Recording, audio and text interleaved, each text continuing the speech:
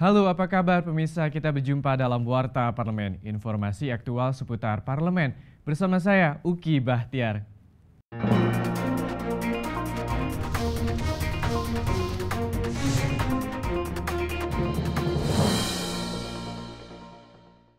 Pemirsa, kita masuk ke informasi pertama. Terkait macet horor yang terjadi di Tol Pejagan Brebes saat mudik Lebaran, pimpinan DPR RI menilai perencanaan dan manajemen pemerintah terhadap arus mudik Lebaran 2016 kurang baik. Pemerintah seharusnya sudah mempersiapkan alternatif jalan keluar saat pintu tol tersebut macet.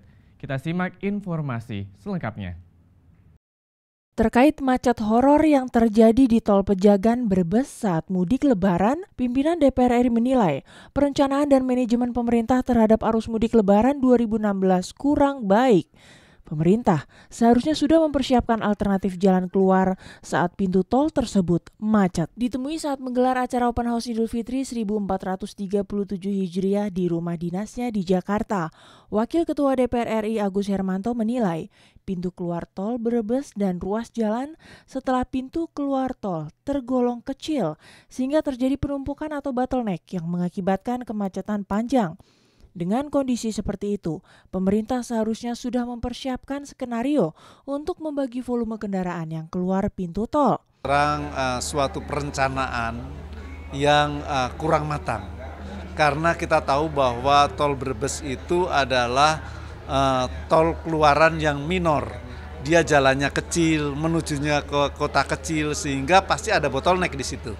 Sehingga perencanaan ini memang kurang matang. Untuk itu sebenarnya transportasi harus dibagi, di mana harus keluar di Palimanan, sebagian harus keluar di Brebes dan lain sebagainya. Sehingga distribusi daripada keluaran itu betul-betul bisa teratur dengan baik. Pendapat senada disampaikan Wakil Ketua DPR RI Fadlizon.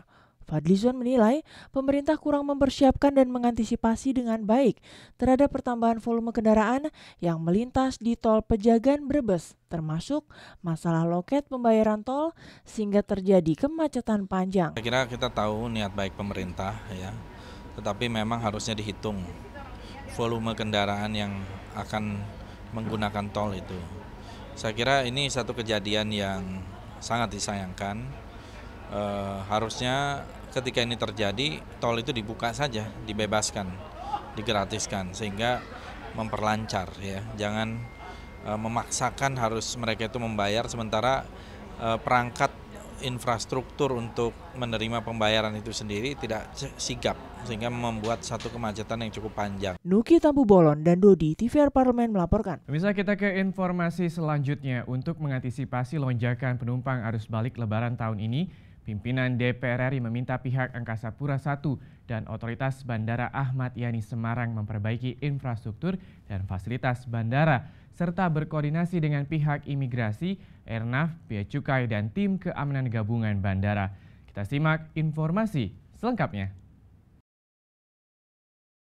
Untuk mengantisipasi lonjakan penumpang arus balik Lebaran tahun ini, pimpinan DPR meminta pihak Angkasa Pura I dan Otoritas Bandara Ahmad Yani Semarang memperbaiki infrastruktur dan fasilitas bandara, serta berkoordinasi dengan pihak imigrasi, Airnav, Bea Cukai, dan tim keamanan gabungan bandara. Wakil Ketua DPR RI Agus Hermanto melakukan peninjauan ke Bandara Ahmad Yani Semarang untuk melihat langsung koordinasi penyelenggaraan angkutan Lebaran 2016. Agus Hermanto meminta PT Angkasa Pura I dan Otoritas Bandara Ahmad Yani melakukan langkah-langkah kebijakan agar penyelenggaraan angkutan Lebaran dapat berjalan dengan baik. Dengan fasilitas yang cukup terbatas, Agus Hermanto meminta agar para penumpang dapat terlayani dengan baik. Kepada PT Angkasa Pura I, Agus meminta agar memonitor seluruh sarana dan prasarana yang ada di Bandara Ahmad Yani Semarang.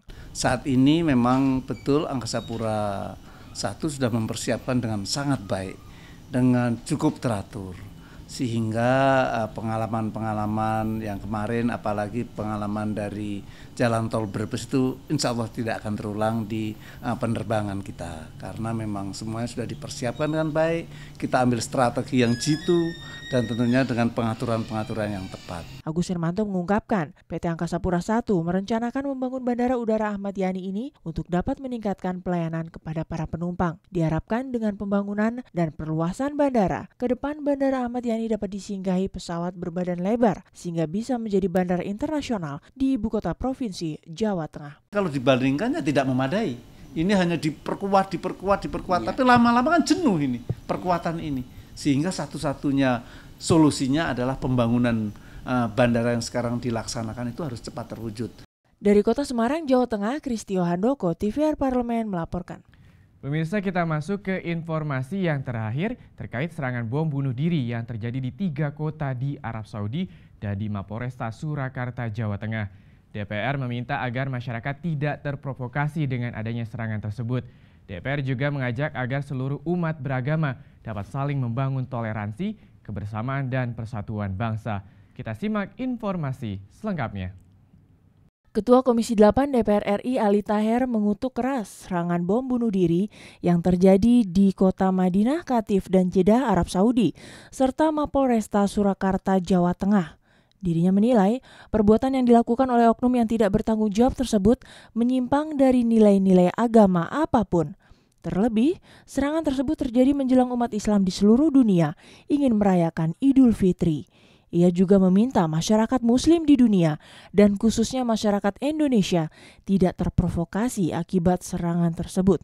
Ali Taher mengharapkan agar pemerintah Arab Saudi dapat melakukan pengamanan ekstra menjelang Idul Adha agar peristiwa tersebut tidak terulang kembali di saat jemaah haji sedang melaksanakan ibadah haji mendatang. Ini merupakan sebuah perbuatan yang menurut pandangan saya adalah perbuatan yang sangat keji, biadab, tidak berperi kemanusiaan dan sekaligus juga melanggar norma-norma dan nilai-nilai kesucian agama.